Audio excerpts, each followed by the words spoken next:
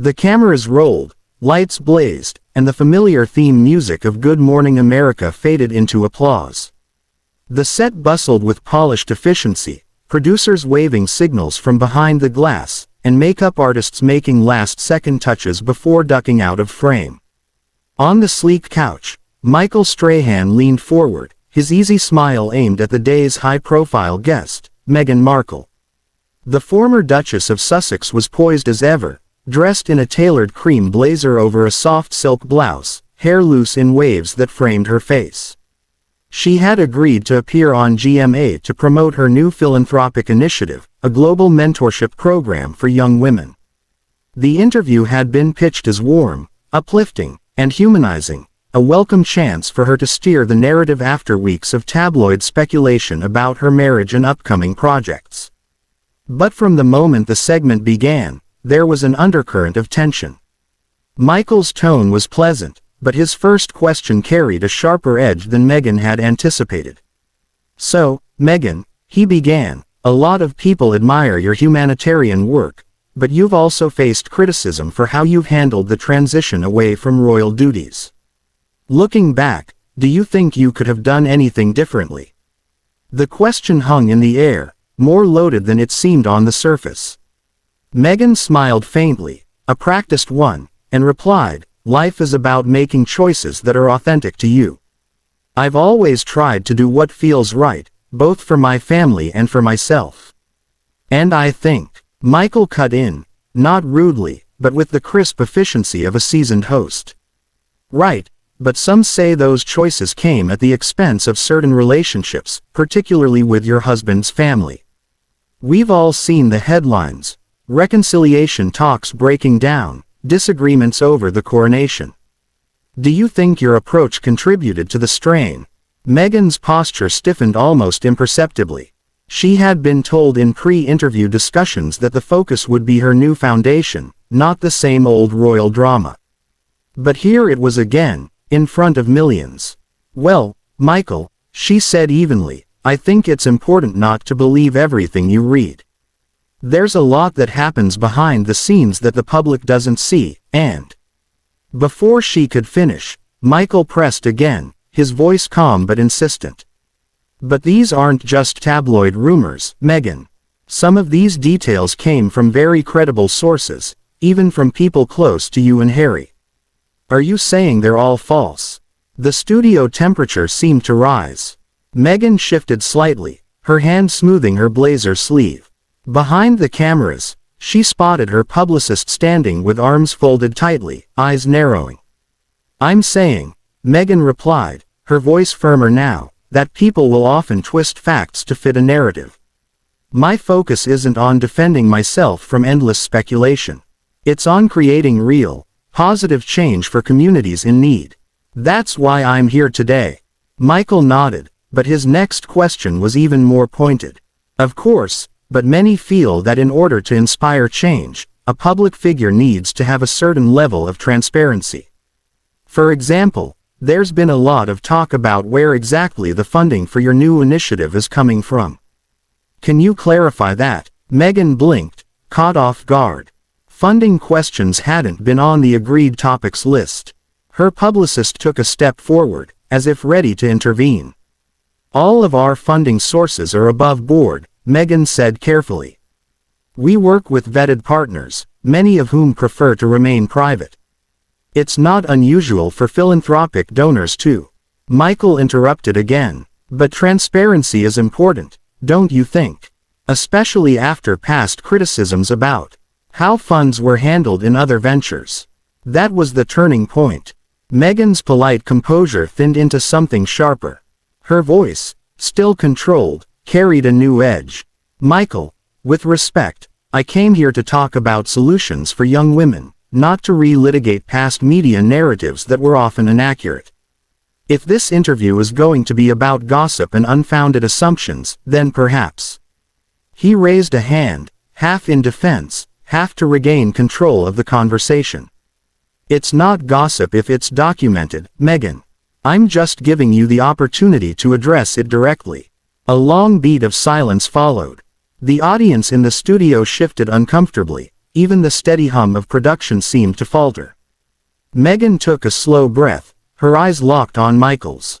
I've addressed these issues time and again, and it's never enough for some people. I'm here to talk about empowering women.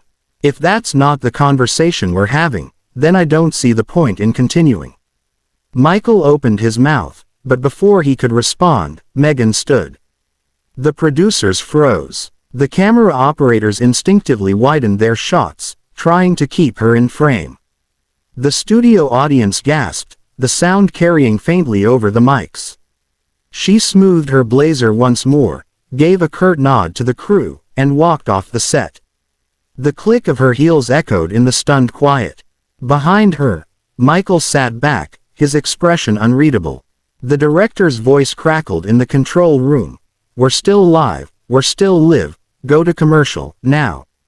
The screen faded to a bright advertisement for breakfast cereal, but in the control booth, the tension was electric. Meghan's publicist was already speaking rapidly into a phone. Producers were huddling, whispering about damage control.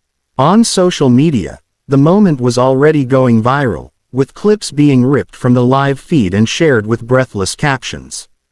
No one knew exactly what had just happened, but they all knew it wasn't over. Backstage was a storm. The moment Meghan disappeared beyond the heavy velvet curtain separating the brightly lit set from the dim corridors of the studio, the controlled chaos of live television turned into pure damage control. A production assistant nearly collided with her as she strode toward the green room. "Ma'am, please," the assistant began. Meghan raised a hand without breaking stride. "No, not right now." Her tone was firm, not raised, but it carried the authority of someone used to ending conversations before they began. Her personal assistant, Clara, hurried behind, clutching Meghan's leather tote and phone. "Your car is 2 minutes away," Clara whispered. "Make it 1, Meghan replied, her voice clipped. Meanwhile, in the control room, the director barked orders through the headset. "Get the filler segment ready. Skip the next interview, we're reshuffling." "Where's PR? I need PR now." On the set, Michael Strahan was sitting with his legs crossed, pretending to check his notes while a swarm of producers hovered around him. His earpiece buzzed with frantic voices. "Just act normal," the floor manager hissed. "We'll spin it as a misunderstanding." "Normal," Michael muttered under his breath. She just walked out on air. Backstage, Meghan stepped into the green room and finally exhaled, though her jaw was still tight. Her publicist, Dana, was already there, pacing in front of the coffee table. She stopped mid-stride. "What happened out there? You promised me this was going to be a safe interview." "They blindsided me," Meghan said flatly. "They went completely off the agreed topics." Dana rubbed her temples. "Okay, well, we need to get ahead of this before it turns into another." Meghan storms out, headline. She pointed at Clara. "Get me a draft statement in 5 minutes." Clara was already typing furiously on her phone. From down the hall, raised voices could be heard, producers and PR staff arguing over whether Michael's questions were fair journalism or a deliberate ambush. Then, as if on cue, Meghan's phone lit up with dozens of notifications. Dana snatched it from her hands. "Oh my God," Dana said after a glance at the screen. "It's already trending. Hashtag Meghan walks off is at 70,000 tweets and climbing. TMZ has the clip. They've slowed it down so you look even more furious than you were." Meghan sank into a chair. "I was furious, and I'm not apologizing for it." Dana crouched down in front of her, lowering her voice. "I'm not asking you to apologize. But if we don't control the story, they'll control it for us. You know how this goes." Meghan stared at the floor, listening as the muffled hum of the set continued behind the curtain. Somewhere in the building, Michael was probably giving his own version of events to the producers. The thought made her clench her fists. A knock came at the green room door. Without waiting for an answer, one of the senior GMA producers stepped inside. "Meghan, Dana, can we talk?" Dana stepped between them. If this is about getting her back on air, forget it.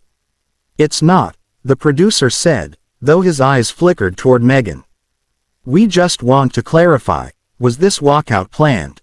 Meghan gave a sharp laugh. Do you really think I'd agree to walk out mid-segment on live TV? No, this wasn't planned. But maybe you should ask Michael why he went off script. The producer held up his hands. We'll look into that. Meghan said. Dana gave the producer a pointed look until he backed out of the room. Minutes later, Meghan's driver texted that he was outside. The group moved quickly, Meghan, Dana, and Clara sweeping through the hallway as if they were escaping a siege. Cameras were everywhere, staffers pretending not to film on their phones. By the time they stepped into the SUV, a fresh wave of notifications had flooded Meghan's phone. Dana scrolled through headlines. Meghan Markle walks off. GMA, set in heated clash with Strahan. Live TV meltdown or media mistreatment. Viewers divided as Duchess defends herself. The public reaction was split down the middle. Some fans applauded her for standing up to media bullying. Others claimed she couldn't handle tough questions. Exactly what they wanted, Meghan murmured, watching the city pass outside the tinted windows. A spectacle. Dana sat beside her, already drafting a post for Meghan's official Instagram. We're going to frame it as a boundaries issue. You came here to talk about your project, they broke the agreement. Keep it simple, no attacks, no naming names. And Michael? Meghan asked. Dana paused. We'll ignore him publicly, but privately, he won't get another interview. Ever. Back at the GMA studio, Michael Strahan was wrapping the show. On camera, he offered a polite but pointed comment. Sometimes in live television, things don't go as planned. We wish Meghan well in her work. His tone was neutral, but the glint in his eye suggested the feud was far from over. The clip circulated within minutes. Side-by-side edits of Meghan walking out and Michael's closing remark were already dominating the news cycle. Pundits lined up on morning radio and social media to weigh in. Even other celebrities started taking sides. By the afternoon, Meghan's mentorship foundation had seen a spike in web traffic, ironically, far more than she would have gotten from a standard interview. Her team debated whether the walkout had been a PR disaster or a strange kind of victory. But Meghan wasn't celebrating. That evening, she sat at her kitchen table in Montecito, a glass of wine untouched beside her laptop. Harry had called from a trip abroad, his voice concerned. Are you okay? He asked. I'm fine, she said, though her tone was tight. Just tired of being set up. He was quiet for a moment. Then maybe it's time we stop playing their game. Meghan closed her laptop. Maybe it is. Outside, the sun dipped below the horizon, and the quiet hum of the California evening filled the air. The day had been exhausting, chaotic, and messy, but something in her gut told her it was only the beginning. Some fights you choose, others find you, and Meghan had a feeling this one was going to follow her for a long time.